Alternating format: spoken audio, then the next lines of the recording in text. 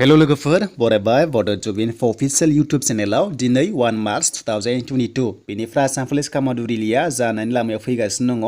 दा बेखौनो जों माखासे एक्सपेक्टेड भिडिअ खालामबाय जे एडमिट माब्ला मोनगोन बेनिफ्राय रिलिया माब्रै जाथावना दा रेस बेनिफ्राय सिनआप लं जाम्प बेसेबां बारनांगौ आरो सिलेक्शन प्रसेसा बोरै खालामगोन बेनिफ्राय स्पर्ट्स पार्सन 5 रिजार्वेशन दङ मारै नायनाय जागोन बेनि सायाव जों गासैबो डिटेल्सखौ नायफिनबावनोसै जाय नोंथांमोना चेनेलाव गोदानै फैदोंमोन बड' जब इनफो अफिसियेल इउटुब चेनेलाव जबनि आपडेट मोननो जेब्लायबो थ' नोंथांमोना नायबाय थानो हागोन भिजिट खालामबाय थानो हागोन आरो गोदानै फैदोंबा साबस्क्राइब खालामना लानो हागोन बेबायदि आपडेट मोनबाय थानो दा बिदिब्ला जोंहा बे आसाम पुलिसाव माब्रै फैयो जों बेखौ नायनोसै फैदो अफिसियेल हम पेजाव दा अफिसियेल हम पेजाव फैनाय लोगो लोगो एडमिट कार्ड डाउनलड पर्टेलाव थुबावदो दा बेयाव जोंहा जेब्ला कामान्ड'नि थाखाय एडमिट फैगोन अब्ला बेनिफ्रायनो नोंथांमोना बेबायदि लेटेस्टआव फैनानै एडमिट डाउनलड खालामनो हागोन जेरै एग्जाम नेम दङ बेयाव नोंथांमोना नुनो मोनदों 154 दाखालि एग्जाम कन्डाक्ट जाबाय 27 फेब्रुवारियाव आरो बेफोरनि रिजाल्टआ फैगासिनो दङ जायफ्रा एभिइउबि पिआरअ मेसेन्जार लोगोसे एआइएसए बेवहाय एग्जाम होदों थ' नोंथांमोननि रिजाल्टआ फैगासिनो दङ थाबैनो फैथारसिगोन आसा खालामो थाबैनो नोंथांमोना बे मार्चआवनो मोनथों थ' बेनिफ्राय नोंथांमोना रिजाल्ट नायनोबा नोंथांमोना रिजाल्टआव नायबानो जाबाय जेरै अनलाइन एप्लिकेसन पर्टेल दङ रिजाल्ट पर्टेल दङ बेयाव थुयै नोंथांमोना नायनो हागोन ओंखायनो रिजाल्ट पर्टेलाव थुनाय लोगो लोगोनो जेब्ला एभिइउबि होगोन अब्ला बेयावनो मोनगोन लिंक जेरै एसआइ बेयाव दङ नोंथांमोना बेबादि सेम प्रसेसआव फैनानै रिजाल्टखौबो नायनो हागोन एन्ड एडमिट डाउनलड खालामनानै लानो हागोन दा कामान्ड' रिलिया बोरै जामारगोन दा बेनि सायाव खायसे गोबां कनफिउस जागासिनो दङ जे साइकोमेट्रिक टेस्टआ बोरै लानाय जागोन आरो बेखौ सोर सिलेक्शन खालामगोन फै जों दानिया पिडिएफ फाइलखौ नायफिनबावनोसै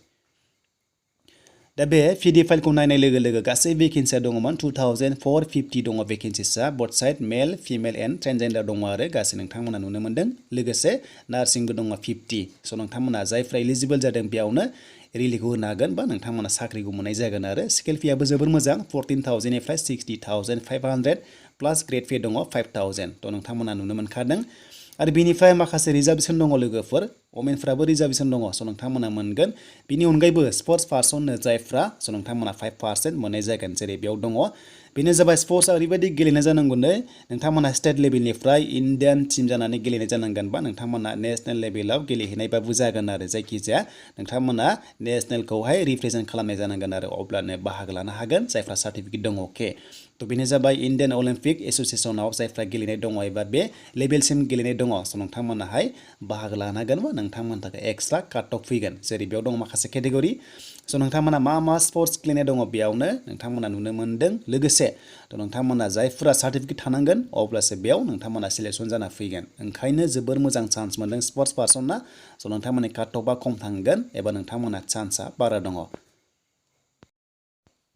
दा रानिं खालामनाय सिगां फिजिकेल नायगोन बे फिजिकेलानो इम्परटेन्ट जेरै एसटिपि ब्लाबो हाइटआ 160.02 आरो हिन्जावफ्रा 152.40 हौवाफ्रा 160.02 आरो बेनिफ्राय चेस्टआ हले जाथारनांगोन 85 सेन्टिमिटार नङाब्ला रिजेक्ट खालामथारगोन आरो नोंथांमोना एक्सपेन्ड खालामबा 90 सेन्टिमिटार जाहैनांगोन अब्लासो नोंथांमोना एक्सेप्ट जागोन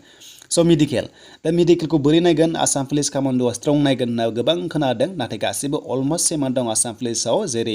नायो जेरै एभिइउबि कनस्टेबलाव नर्मेलाव जेरै नायो बे सेमान थागोन नोंथांमोना सेम मेडिकेल लाइनाव नायजागोन बा नोंथांमोनखौ नायनाय जागोन बेखायनो जेबो जिंगासिनांगौ गैया जायफ्रा नकनि दङ बा नोंथांमोना फ्लेट फुट बेफोरो माखासे रिजेक्ट जायो जेरै कालार ब्लाइन्डनेस दङ नोंथांमोना दङब्ला बेफोरखौहाय नायना लादो मोजाङै नोंथांमोना सोलोंना फैदो जाहाथे रिजेक्ट जायै बायदि फिन खनसेबाव जायफ्रा जादोंमोन दाखालि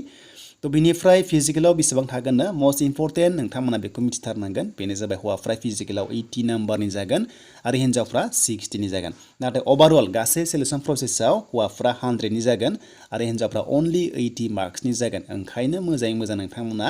बुजिना लादो जे बे 80 नाम्बार 60 नाम्बाराव मा बाहागो नायनाय जागोन बेखौ नोंथांमोना नायना ला दा हौवाफोरखौ होनदों मोनब्रै टाइपनि नायगोन होनना बुंदों हौवाफोरखौ आरो हिन्जावफोरखौ मोनथाम टाइपनि नायनाय जागोन बा नोंथांमोनखौहाय सिलेक्शन खालामनाय जागोन आरो बे मोनब्रैयाव हौवाफोरा मा गोलैगोन बा माखौ नायनाय जागोन बा मा इन्टारभिउ लानाय जागोन नोंथांमोनखौ ग्राउन्डआवहाय दा बेखौ नोंथांमोनखौ फै जों दिन्थिनोसै बेनिफ्राय सेम डेयावनो लागोन बेखौ मोनसे टाइमाव लाजोबगोन दा हौवाफोरा खारनांगौनो 4.8 किल'मिटार बेनो जाबाय 20 मिनिट्सआव बेनिफ्राय लं जाम्पखौथ' मिथिखायो सेमान दं लं जाम्पआ जेरै खनथाम चान्स मोनगोन लं जाम्पआ एभिइउबि नर्मेलाव जेरै सोलिदों बेबादि थागोन नाथाय रानिंआवल' बेयाव 4.8 बे जाबाय 20 मिनिट्सआव हौवाफोरा आरो लोगोसे सिनाप दं दाखालिनिजों सेम एभिइउ जानाय बादिनो सिनाप्सआ बे जाबाय सिनापआ खनब्रै खालामथारनांगौ बेनिफ्राय 100 मिटार्स दङ बेनो जाबाय 15 सेकेन्डआवल' होनाय जादों थ' सिगाङाव 16 होयोमोन एभिआव नाथाय बेयाव 15 होनाय जादों थ' बेखौ अलमस्ट हाजोबो थ' नोंथांमोना 15 सेकेन्डनि गाहायाव खारथारनांगोन बे 100 मिटार्सखौ बेनो जाबाय हौवाफोरा अके थ' हिन्जावफोरा 18 सेकेन्ड मोनगोन हिन्जावफोरा 18 सेकेन्ड मोनगोन 100 मिटारखौहाय थ' बिनिफ्राय हिन्जावफोरा सिनआप गैया अके हिन्जावफोरा सिनआप गैया आरो नोंथांमोना 16 मिनिटनि लेसाव खारोब्ला 20 नाम्बार मोनगोन बे 4.8 खौ एबा नोंथांमोना एक्सेलेन्ट थांनाय जागोन आरो 16 मिनिटनि गाहायाव खारनो हायोब्ला नाथाय जोबोद हार्ड जागोन 16 मिनिटआव खारनाया 4.8 खौ बिनिफ्राय जास्ट नोंथांमोना क्वालिफाइड जायोबा 10 नाम्बारल' मोनगोन आरो लोगोसे 100 मिटार्सखौ खारनाया नोंथांमोना 15 सेकेन्डनि बारा लायोबा डिसक्वालिफाइड जागोन ओंखायनो 15 सेकेन्डनि गाहायाव खारथारनांगोन अब्लासो नोंथांमोना 10 नाम्बारखौ मोननाय जागोन आरो जायफ्रा एक्सेलेन्ट खारनो हायो अब्ला नोंथांमोना 10 सेकेन्डनि गाहायाव खारथारनांगोन अब्लासो 20 नाम्बार मोननाय जागोन बेनिफ्राय लं जाम्पखौ मिथिखायो अलमस्ट सेम दं लं जाम्पआ AVUB नर्मेलाव जेरै जायो बेबादि प्रसेसआवनो दङ जेरै 16.5 नोंथांमोना बारोब्ला एक्सेलेन्ट मोननाय जागोन